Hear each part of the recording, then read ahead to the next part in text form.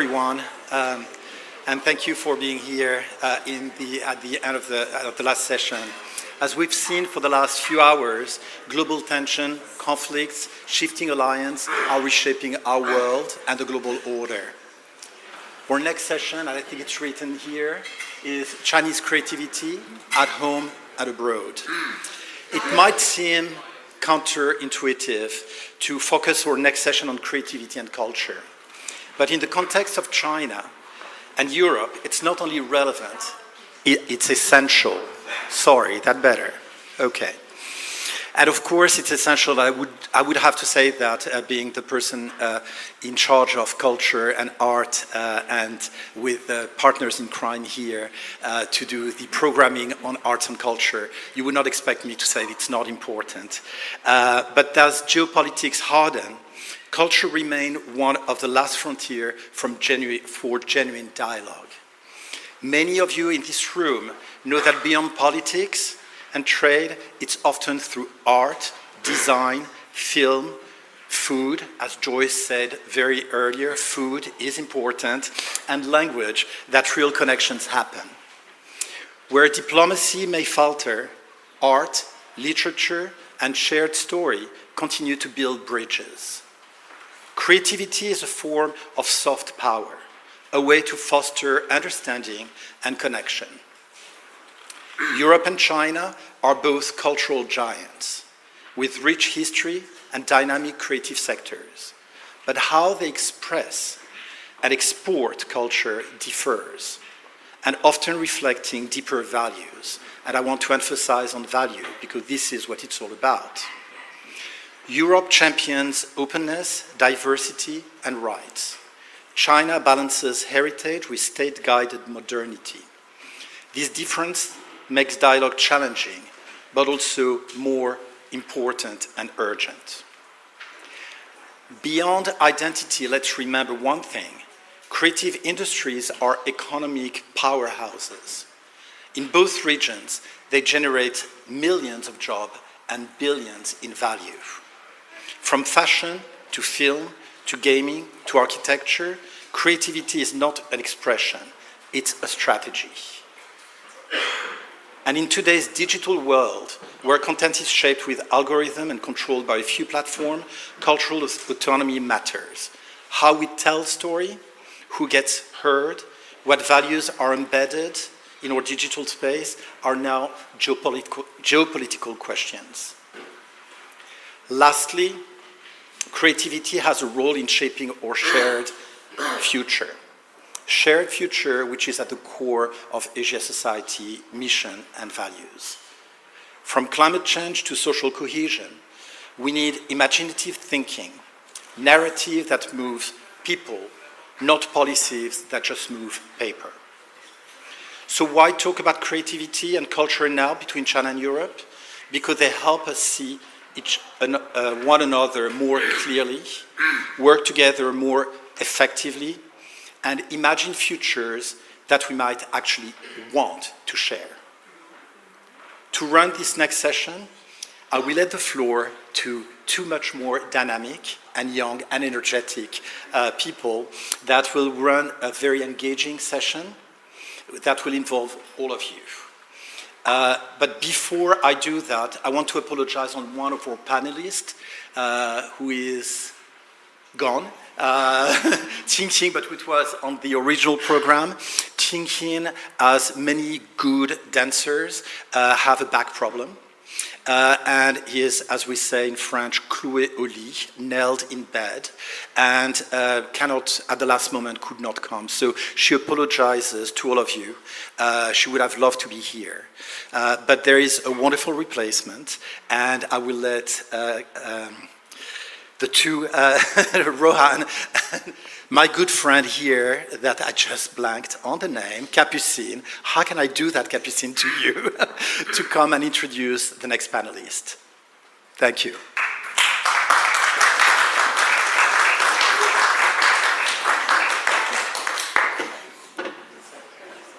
Hi, everyone. We're really far from each other. Yeah, we're far from each other now, but it will fill up. Our heart is close. Yes. We are at the China Summit, and so this session will be slightly different with both English and Mandarin, so get ready for that. I will start by introducing Jiang Chong'er, who is a designer and artist. She co-founded Shangxia with Hermès, which is some of the most beautiful furniture I've ever seen in my life that's inspired by Chinese craftsmanship and tradition. She's also an artist who recently, last year, exposed at the Musée Guimet here in Paris, and her exhibition was not only inside but also outside on the facade with all of her sculptures. So Jiang Chong'er, please come up.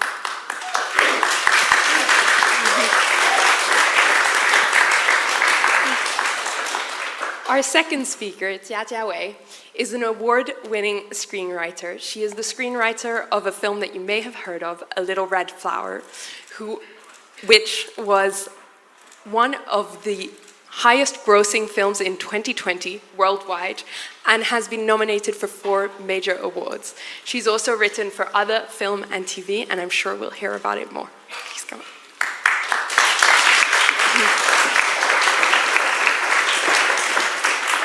And finally, I will introduce my brilliant co-moderator before Rohan introduces our final speaker. Rohan is the co-host and co-founder of the Weirdo podcast. Yes. I forgot the Chinese name. Can you help me It's out? fine, I forgive you. 不合时宜. 不合时宜, which has no less than 1 million listeners and talks about a variety of topics from climate, art, culture, to journalism and geopolitics. So over to you. Yes, thank you for Kapu's kind words. Now, welcome everyone joining me to welcome our final panelist, Huang Rui. Huang Rui was very important in art history of China. He was a founding member of Chinese avant-garde art group, the Starred Arts Group, 新兴画会, which included lots of famous artists you might have heard of before, like Ai Weiwei or Huang Heping. They're also the first publicly active art collective to protest government censorship after the Cultural Revolution in China. And also they have lots of close ties with France as well. So Centre Pompidou actually recently just organized a 30 years retrospective of their works. Welcome.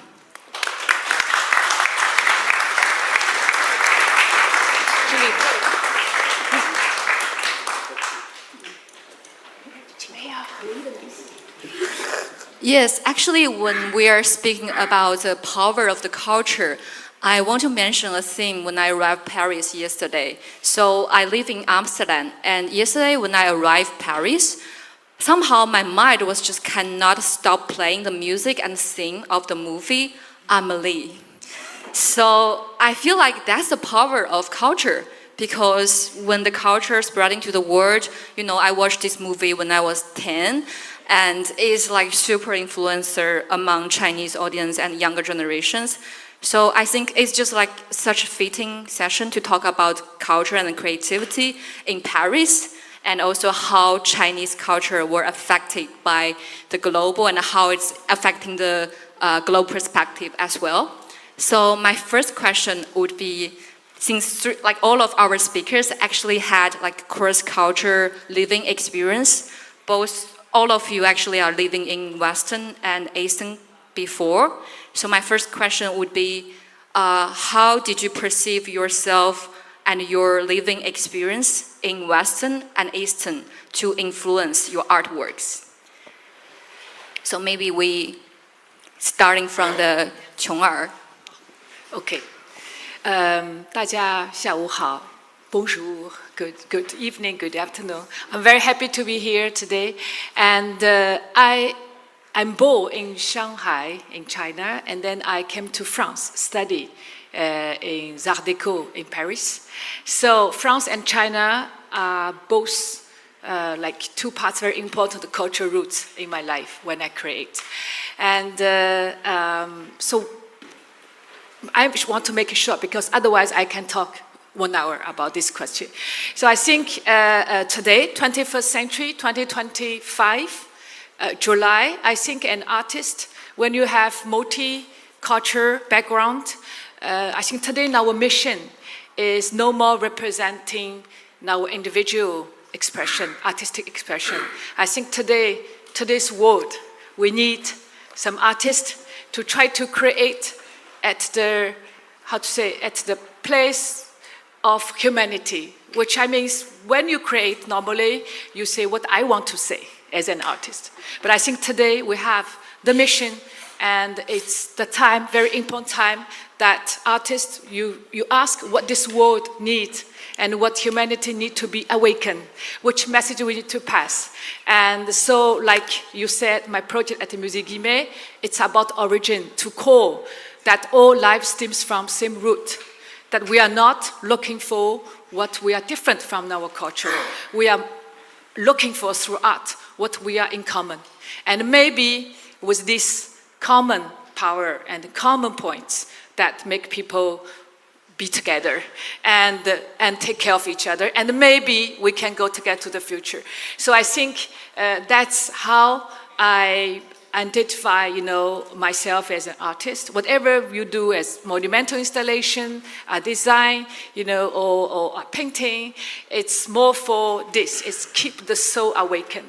And I think today with the technology, with all of this, very speedy, developed, AI, all of this, it's even more important art. And maybe it's too serious what I say, but I truly believe art is the arc de Noé, how you say English? The Noah's Ark of human being civilizations. And I think art should be beyond language, beyond words. It's how to say, it's a emotion, it's a message, it's a feeling for all of us being together. Thank you. Yes, actually this question I also want to ask Kapsing, because I didn't mention your background, but actually you are having very rich background living in different places. You are in China for 5 years and you are choosing like very specific location in China like Chengdu or Hong Kong and like Shanghai. So you're being everywhere like in China, and also you are working in Paris now. So like Kapsing also co-founded like a very good platform to promote the women mental health. So I would like to know your opinion about this question a little bit as well when we move forward to other panelists. Absolutely. Can you hear me? Yeah. How did China shape me, or my experience, my cross-cultural experience? I grew up between Morocco and London, even though I'm French, and then I spent 5 years in China. So I don't think I would be who I am today without the cross-cultural experience. I'm not an artist, unfortunately. I'm a creator in some way. But I think everything we do is informed by our past. And for me, the cross-cultural past informs what I do today as well. Fantastic. So let's also go to Huang Rui, because I know you live in Paris for 30 years, and Pompidou just had your exhibition. I'm just trying to speak the question again. And for 黄瑞老师，我想问您，就是您觉得您在巴黎的生活经历，或者是您之前在中国，然后现在在西方生活的经历，如何影响了你的艺术创作？ Sorry, my English very poor.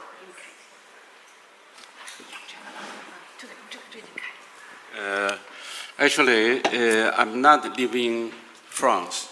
My friend living here, so same group, stars group, another member, name is Wang Keping, Ma Desheng.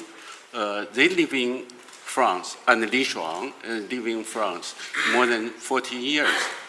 But for me, I'm just moving Paris start to living last month. Start really. But my partner is French. I have a lot of friends living, even Chinese French living in Paris. So I love Paris. One thing. That's it. But Another one, I'm not going to here to participate talk. Really, so someone. To explain, Huang Lao Shi found out 2 hours ago that he was participating in this talk because of what Jean-Michel mentioned, Xinxing est clouée au lit, so she's got her back problem and in bed. But we're so lucky to have you. We really are, I'm not joking. And just to give context, it's so great to have different generations of Chinese artists with us. And you were one of the first contemporary artists that led a movement in China that still inspires the generation today. And so thank you for being here. Thank you. You gave me brave. So I could say I'm outsider. I'm outside, always standing outside mainstream, or the outside of government policy. I'm not thinking about some idea or some route, some way to build up political way. Standing in political position. I'm just learning Taoism more than 40 years, That Taoism always push you thinking obsession. So always push you thinking about changing, differencing. So I do that. I'm also participate the first generation after the Cultural Revolution. We decide making avant-garde. Even that time, we don't know that the words of avant-garde. But with some poet and artist, some writer, we have underground group moving Beijing, starting beginning of 70s. And then after the Cultural Revolution, we make very important movement. The name is the Stars. Another name is Today. Today, just last night, I met my really old friend. We had relationship from 1969. Bei Dao, very famous poet. Bei Dao and me and Monker create underground magazine Today. But Bei Dao is one of really hard decision to keep Today's magazine keep going, upholding more than from 1978 until to right now. Even right now, in China mainland, censored Today's magazine. That is the situation. So, okay. Yeah, I think definitely in China, the censorship affecting the art and culture a lot because just looking back my journalism experience, that's the same as well because I was working for institutional media and then one of the media was banned by the government. So that's actually basically the story why I started my old podcast. So definitely, if we are talking about culture in China, the censorship and regulation is kind of avoiding topics. So let's also talk with Jia Wei because Jia Wei is a very famous screenwriter and your works cross the film and TV. So how you are also living in Paris now? You didn't move yesterday, right? Moved to here yesterday. So I wonder, like, how did you perceive your working and living experience, and how it reflects your creation? Comparing to the two amazing artists, especially Huang Rui, my experience is really very short and brief. The moments I feel the most creative, the moments don't often happen when I feel comfort or I feel settled. It's always like when I feel nervous or I feel the obvious existence anxiety. It's like something happened. I feel creative. I moved to London in 2019 from Beijing. Before that, I worked in Beijing as a screenwriter for years. That year, I moved to London for another master degree in the time of Brexit. And immediately after that, it's a pandemic hit. So honestly, I feel the most valuable part of my overpriced British education is learn how to live through math. I once asked Duncan, it's like, because Duncan travels everywhere and Duncan is slightly older than me, sorry, more experienced than me. Yeah. So I asked Duncan, was the world always like this? It's like, it's always changing so fast, or I moved to London, then it began to change. So I asked stupid questions like that. But at that time, the life paused. So I started to question like what was normal and what was the new normal. So, and China and UK, they were coping the situation totally different. So it made me reflect a lot. So after 2 years, I moved to Paris. At that time, it was still difficult to travel back to China. So I kind of stuck here. I couldn't speak French. It's very difficult, so I couldn't understand, I couldn't speak. So I felt like I live in a vacuum, like physically in France, but not actually in it. So I feel at that time, it's like I push myself to ask a lot of questions I never asked before. So for me, the cultural identity is not like about geography or language or other elements. They doesn't define it directly. It's about it's like it's all about the gaps, the frictions, and the moments of confusion between the different cultures. It made me rethink. So for me, the cultural identity is constantly reforming, and it's evolving, it's shifting, it's always changing. But right now, since I live in Paris right now, I find myself have more interest in writing Chinese stories because I come from the Chinese culture, but I'm not defined by thinker of that anymore. So I feel I now have the freedom to carry what I want to carry and keep on reshaping my ways to see the world. Yeah. It's so interesting. Often you find out more about yourself in a foreign country than in your own country.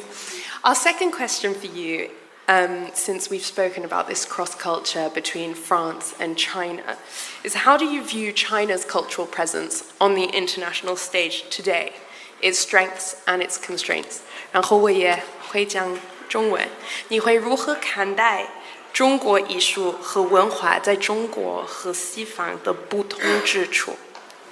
就琼儿 since your artwork has recently entered UNESCO's permanent collection, I'd love to hear from you first.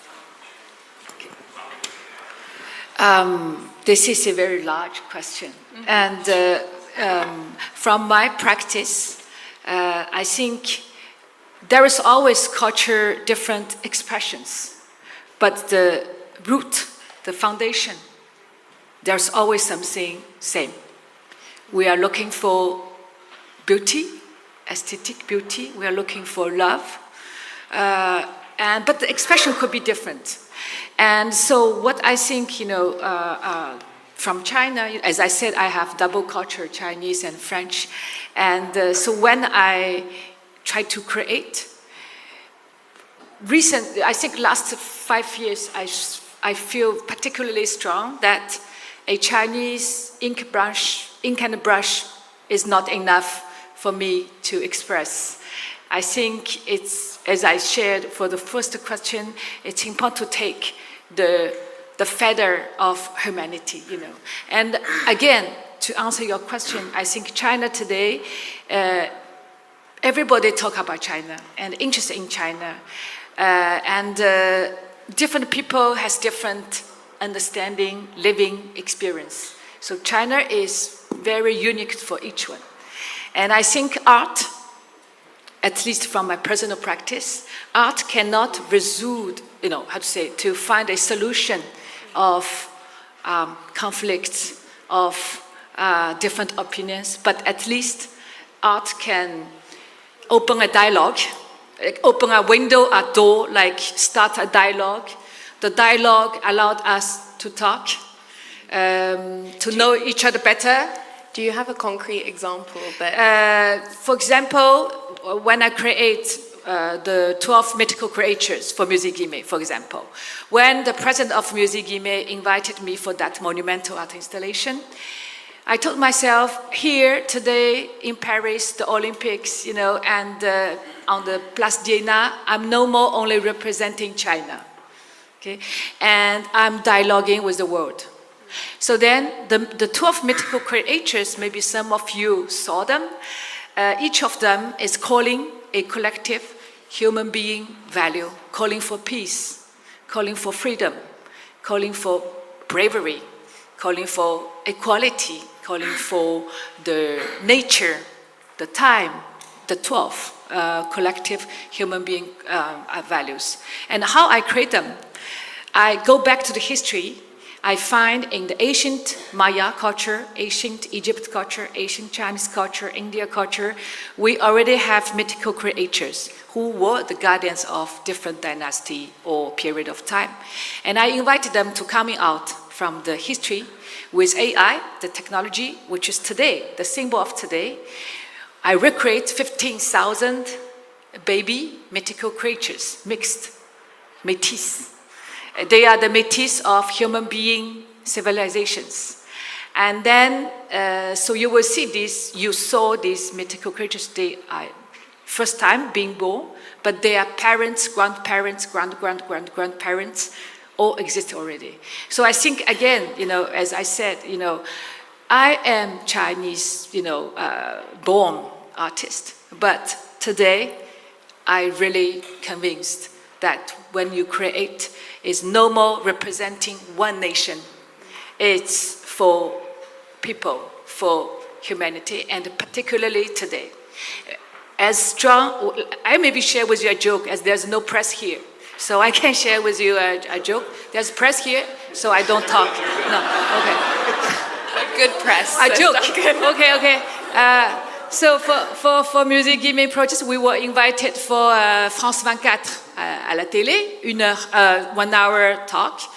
And then the journalist, she did not briefing us at all what we would talk. 1 hour, all went very well. Suddenly, she talked to me. Chong-er, as an artist in China, you don't have freedom, you don't have blah, blah, da, da, da, da, da. And then, she really started to, I was not prepared for that kind of question. And then I make it short. Then I was sweating, but nobody saw me sweating because it's on life. When she stopped the question, I have to answer. And and then when she finished the question, then I replied. I said, first of all, you are talking about, looking for really the culture. She's really looking for the culture difference. In China it's like this, in na. And then I told her, today, if we keep looking for our difference to divide us, human beings go nowhere. And today, the mission is to reunite together the human being. And otherwise, what can be, what democracy system, communist, if the human being disappeared, and what the meaning for all of these political systems. And so I was, answering like that. And I, in the end, I told her, I said, today, if I may, if we are in a democratic country, so I'm really calling for the, like réunion, like the reunion of human beings, and then, so I make it short. I forgot what I tell, but in the end, it went well. Then she asked same question to Yannick, the president of Musée Guimet. She replied in a very nice way. She said, the president, as the president of the museum, it's like a culture diplomat, and using culture, you dialogue. With culture, you exchange. And so that's how we went through this kind of dialogue on life. What a beautiful metaphor. Culture as a dialogue. Huang Rui, I know that the STARS movement, which you were part of in the 70s and the 80s, also received support from Europe, and there was a dialogue between you and Europe. I'd love to understand, Chong-ar spoke about today, but in history, how has this dialogue been? And could you give examples? 我也可以中文再讲。对，就我的问题是关于 STARS movement， 也受到了欧洲和法国的支持。就你可以给我们讲一下这个支持怎么帮助了你们，然后这个对话就怎么也帮助了你们。也欢迎你讲中文，我们可以帮助你翻译。对，我先试试我的破英文，先试试我的好的破英文。So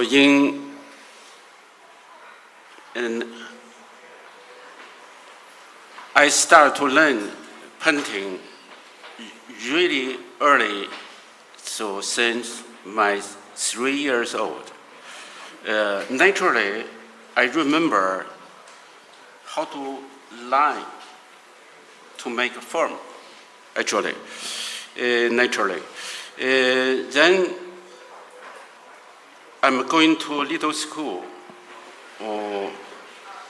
I get really good friend. He is son of Zhang Daqian student.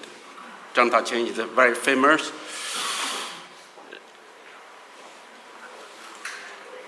We together, two boys, starting learn ink painting. So we learn from 9 years old to 11, so almost 2 years. So all the class we learning use brush, touch, ink, put ink on paper, just make Chinese character. All of our class studying, just again, repeat. Then Cultural Revolution start. Everything stopped. We stopped learning. His father sent to camp. His father and mother died in second year, 1967. Okay, I restart to making painting from my self-selection. That time, I really love Western music and start reading the novel of Western writers. Really start in myself secretly. Then I start to make oil painting and drawings. I borrowed sketch of Michelangelo from Library of Beijing during Cultural Revolution. Then, very important time for me, changed me. So I'm already think I'm one of a young person to join avant-garde movement. So, but my friend, all of writer, poeter, painting not easy directly going to contemporary art. We should to learn step by step. Then one day the French government sent the big exhibition in 1978 showing Namok, National Museum of China, Beijing. They select almost 100 master paintings. The title is French painting, landscape painting in 19th century. Then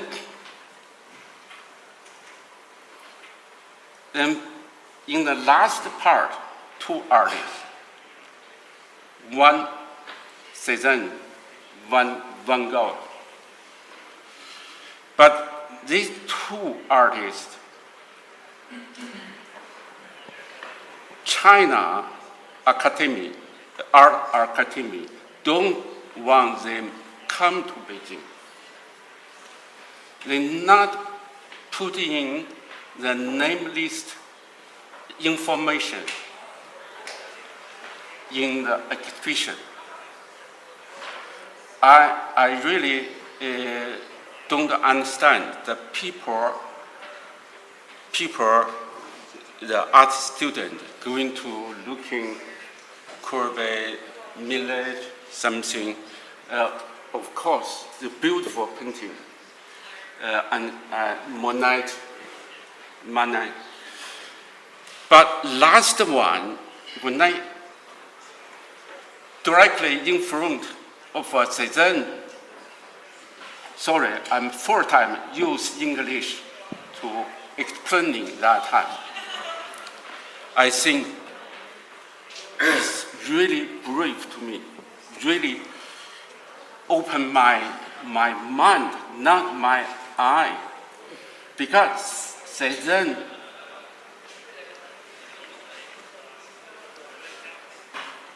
painting 1, 2, 3, 4, 5 is a masterpiece. Placard, still paintings like apple together, and landscape. You know, I'm here to talk about you. So my thing, Cézanne paint the painting. It's a different way, like impression artists. The impression artists use really emotional, the color, the beautiful color, but Cézanne not so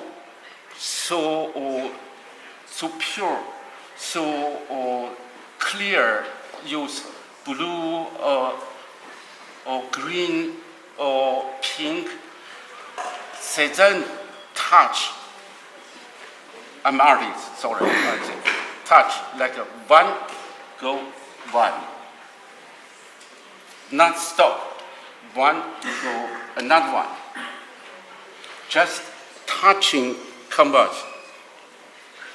The line in behind follow perspective. But in touching change the way. In touching change the way.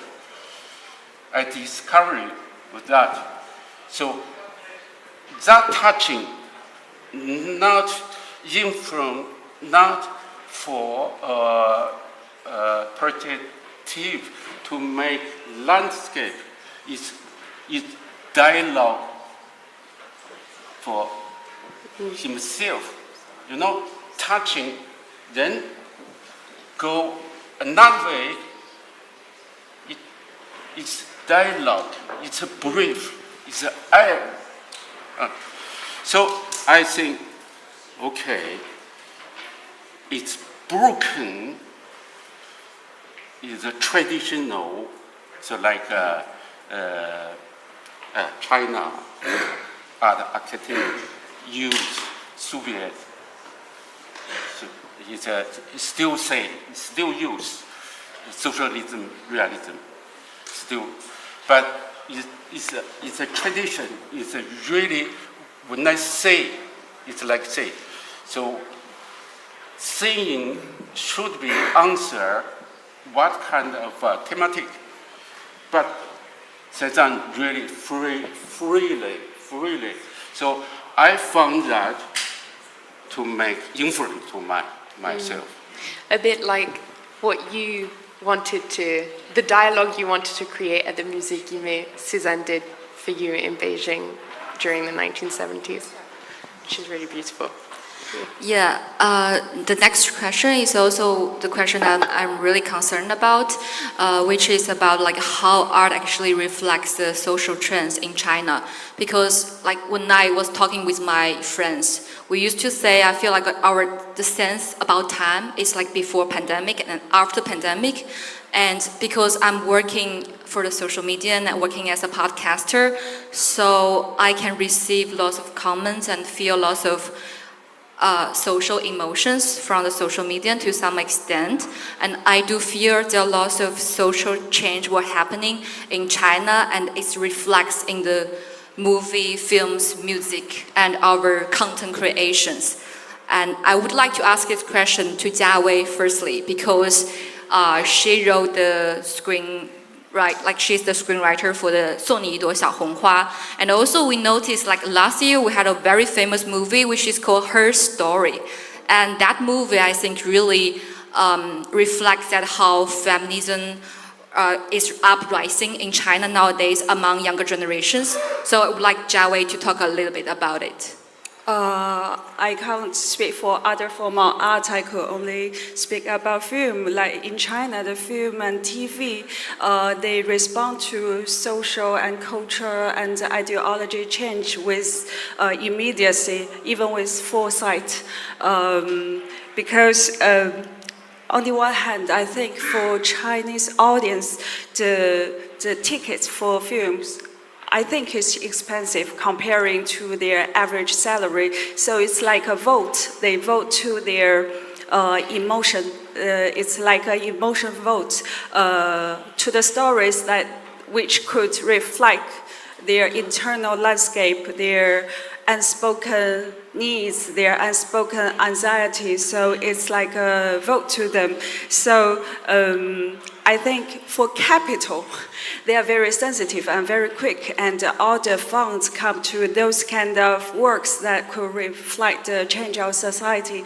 For example, for my own project, I finished the script of A Little Red Flower in the beginning of 2019.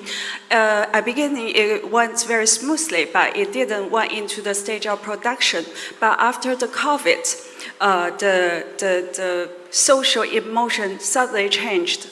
People have a lot of desire and anxiety need to relieve. So during the COVID, it's a very difficult time, but the story got the funding with record speed, and it's getting done during the COVID. And when it went to the market, it earned around more than $200 million at box office that year. So itself is telling. And the story you mentioned last year, there were two very popular films in China. One is called Her Story, it's called 好东西. Another one is Decision to Leave, 出走的决心. I think it also tells there's something happening in China right now. Yes. There's a discussion about women's voice and the perspective. It's like you could feel the change. Like, there is like, by the structure or mindset, we have a long way to go to reach the real equality, but you could feel the change. For example, we have some male co-workers that they don't really understand Why it's important. how to respect women, but they got a fear. They got a fear that they will be calling out by the audience. Yeah, so it's in a weird way that this kind of fear urged them to start to listen to the voice of women. They know they couldn't make it but all alone by themselves. And the opposite, when there are social sentiment coups, you could feel the difference. For example, multiple producers told me this year, no more love story. No one believes in it anymore. There's no romance in China. It's like you could feel that as well. So I feel it's very quick and direct. Yeah. So young people doesn't believe love anymore nowadays. The traditional form of art, it doesn't work at all, and there's no money flowing to it. But maybe there's a new form of love we are still exploring. Yeah. Traditional love and new kinds of love. Yeah. The society is changing, I feel. Yeah, when it comes to women's voice, I would also ask Chong-er, how did you see this question? Being a woman, I think, is very lucky. If somebody ask me for your next life, would you like to choose again, woman or man? I will choose woman again, being woman again. Why? Yeah. I think being a woman, we are very lucky that the life gave us the generosity. I don't mean men do not have, but we have the generosity, we have the multi-task, in our life. We can play. Turn off the mic. Yes. I want to Yeah. 没关系. So, for example, I'm artist, I'm designer, I have 5 kids, I have a grandson, we have many projects, in China, in Europe, in Qatar, and in the world. And so I think being a woman, my husband always told me, he's a French, nobody's perfect. I married with a French. Yeah. And so he always told me that how we can deal with so many projects at the same time, family projects, creative projects, art projects, in different culture, in different environments. I think woman has that generosity as mother. Okay, when the kids coming out from you, it's a very unique experience. And also, I think women, we are lucky because we have this kind of internal soft power. We don't look like aggressively powerful. Now our power is coming from the tenderness. And like one of my artwork that I created at Musée Guimet on the roof terrace, I invited the Chinese ancient Nushu. Some of you who may know that almost 1,000 years ago, the Chinese woman is not allowed to study. So they don't know how to write. They have no right to learn how to write. And so they invented a particular secret code, secret language called Nushu, only used among women, writing poems, writing letters, writing songs, embroidery, etc., and only pass it on to women. And so I used that writing character, which represents a lot of bravery of women that time. And I interviewed 60 women about what is the definition of bravery of today as a woman. And that poem is very short, but very strong. And then I used the reinvented secret code of Nushu that I reinvented with traditional Nushu, oracle, Zhuanshu, and Caoshu, a new, like women's code. And Cui Wen, you read that book during the inauguration. And then, I think if we use one more, maybe is oser, ose, oser, dare to dare. I think for women, we are daring to dare to do things, without limit. Yeah. I think, again, art is the witness of all of this change that you're talking about, the culture, the generation. Art is the witness. Different generation of artists creating the art of their generation. Yeah. So art played a role like the witness of how society, culture, time changes. How it reflects in your own work? I'm trying to living always like 10 years old, That's my challenge. So I always keep myself 10, 15 years old, interested in what is happening all the time. But this is one side. Another side, I'm very deeply connected with history. I always go back to history, to the masters, what they created. They are like already giant mountains, that when you step on giant mountains, you have a different perspective, different angle of the world. So you going up on the shoulder of masters, but you stay young, curious, and same like your kids, And I think with that of contrast, maybe if I'm lucky, I can catch up some secrets of the time, of the presence. Yeah.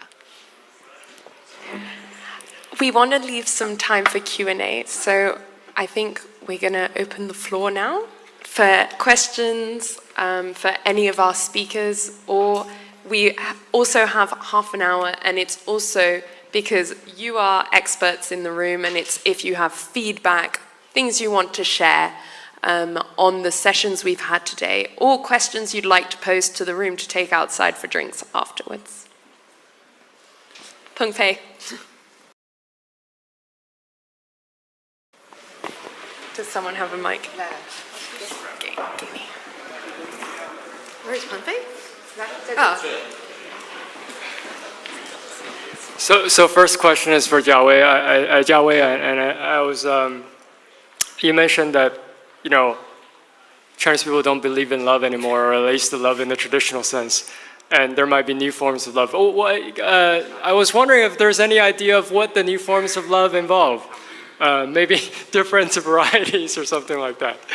Yeah, I mean, redefining, a romantic relationship or something like that in a societal sense. What do you see that? How do you see that involved? Yeah. For me, I feel it happens because the structure of the society is changing, and it's very expensive to get in love in China right now. Yeah, it's like we have different definition of home from different countries. For China, I think initially home is, at least there is an apartment there. So it's like it's the fundamental of love. So right now, it's like it's difficult. I don't directly see the number of the changing of the economy, but it's like people are not willing to date. Like if you are going to date, at least you go to the cinema, right? It's like for two people, cinema and dinner, it's at least 30 euro. Yeah, 30 euro. But I don't know the average salary of that in China. For my mom, she was a professor and she got around 500 euro a month. So I think it's quite expensive for people to get in love, and for getting married, the guys have to buy an apartment at least. So it's like, and right now we got social media. So I think it's easier for people to stay connected with something else. You don't need a real human being to get around, to pay a lot of money to get connected. I think it's something happened in Japan, I think, as well, for many years already. So it's happening in China as well. But for the future, but I feel like people still need it in different forms. But I think it's a good chance for the film industry, even though we can't write a traditional love story, but you got emotion from films, or even for TikTok short video, you got emotion. That's what you need as well. For myself, I watch TikTok short films as well. It's like I need emotion from that as well.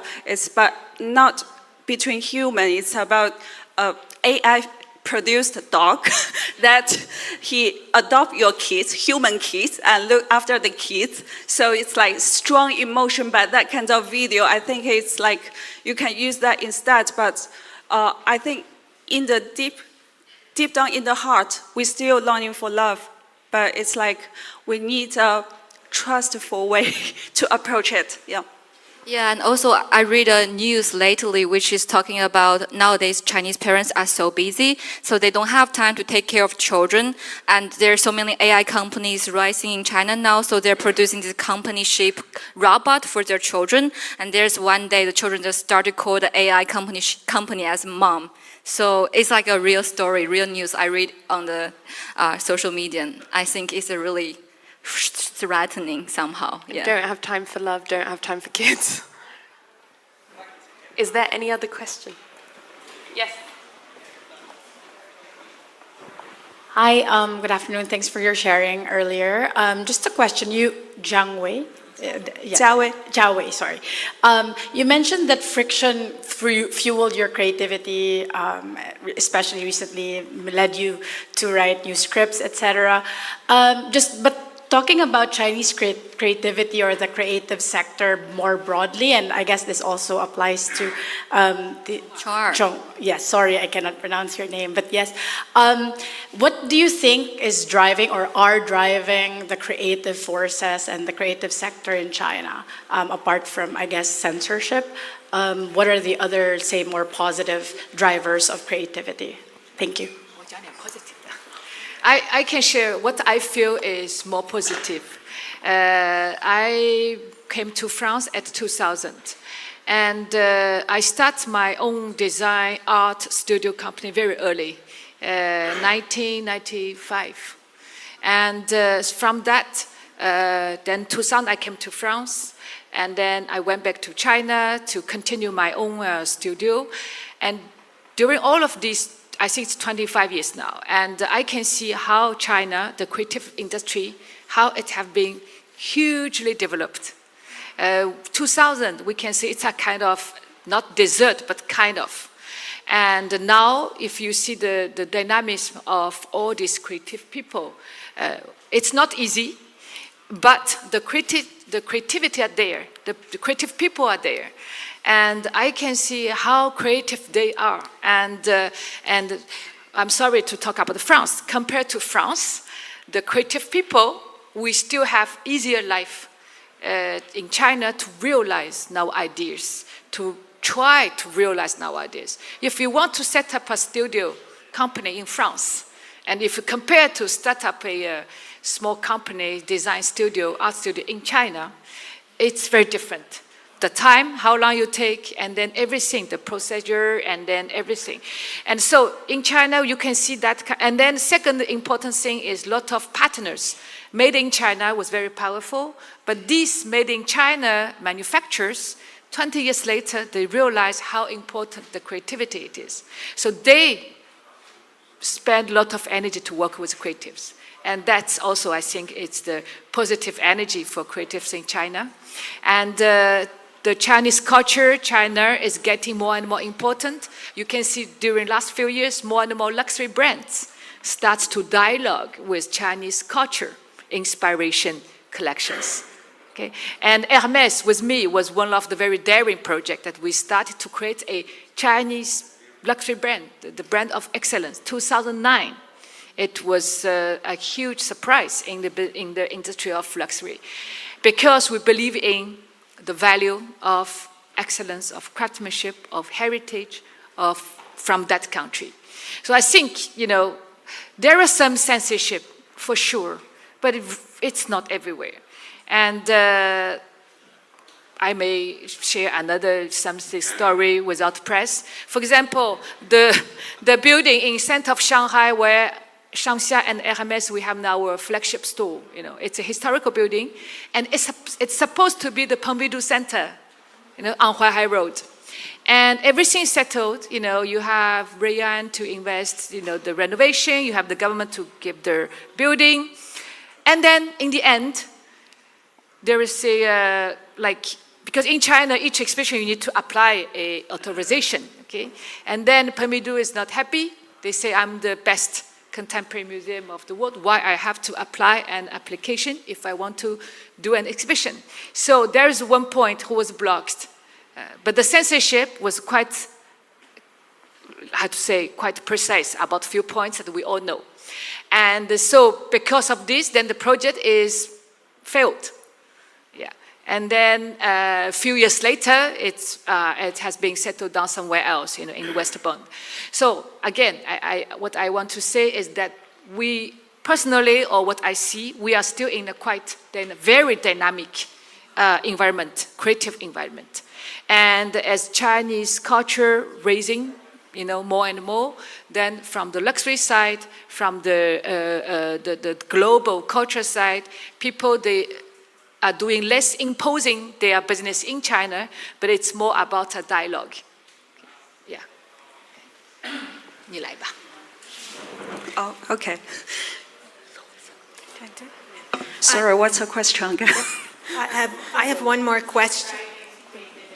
Okay. So for me, I could only speak it for filmmakers. Like, I feel films is like ultimately it's about human beings and about being humans. So for this industry, I feel it's the most innocent people in China. It's like they are all think when you want, maybe I think in today's world where the divisions are growing wider and the narratives are growing sharper, but like when we went to a film, is still a form of art that brings us back to what we share.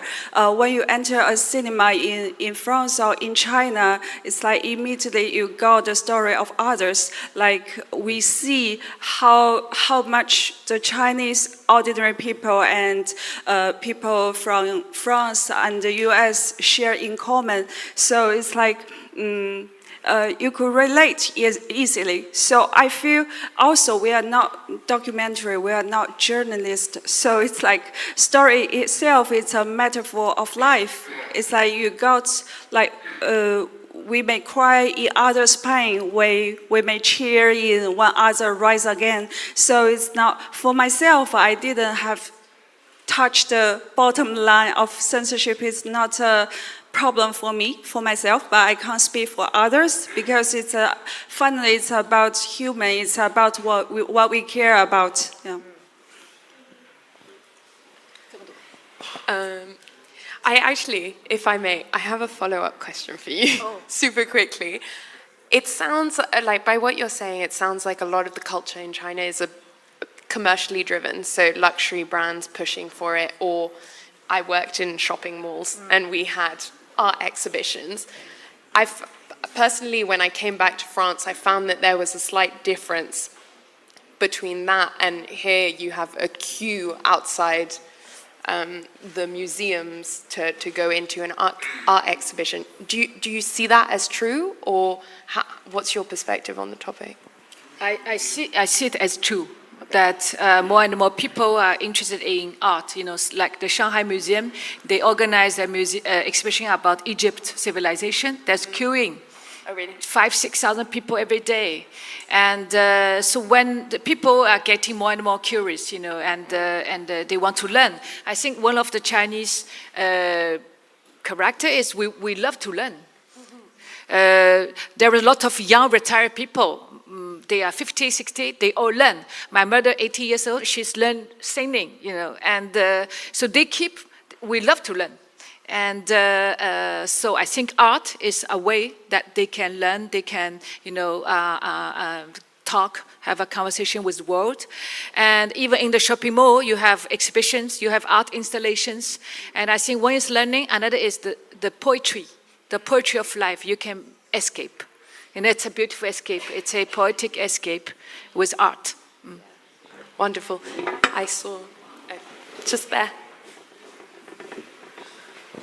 I don't have a question, but I have an observation. I want to reflect on the Chonger's optimism. I think if you think about the creativity, the cultural influence of Japan, Korea, and if you correlate that to the GDP per capita, I think China still have a long way to go, because China's GDP per capita is 12,000, 13,000. And then Korea, Japan, when they are influencing the cultural scenes of the world, their GDP per capita is already, I think, half of the US or almost half of the US.